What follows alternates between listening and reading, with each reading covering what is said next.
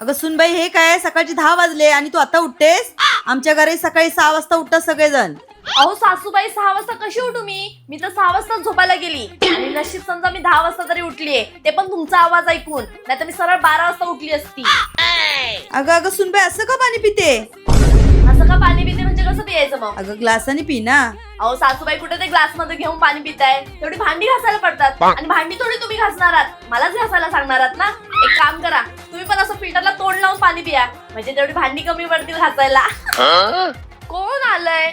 अहो वंश, तुम्ही आलात पण नाही म्हणजे तुम्ही परत आलात. अहो आई काय सांगतात, सारखं सारखं माहेरी नाही जायचं आणि 5 दिवस नाही झाले तर तुम्ही परत आलात पण. जा तुम्ही तुमच्या घरी जा, नाहीतर आई कशा मला माहेरी जाताना ओरडतात तशा तुम्हाला पण ओरडतील. जा तुम्ही, जा निघा. सुनबाई, या जेवणामध्ये गाजरचा हलवा बनव.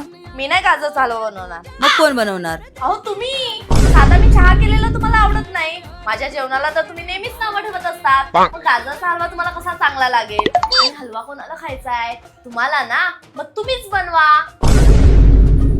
अगं सुनबाई, कशी बसलीस तू? कशी बसली म्हणजे तुम्हाला दिसते तशीच बसलीये. माझ्या घरी तर मी अशीच बसते, एकदम कम्फर्टेबल. सासूबाई, तुम्ही विसरलात का? मी लग्न करून आले तेव्हा तुम्ही काय बोललेलात? हे तुझंच घर समज आणि राहा, तुम्ही अशीच राहणार.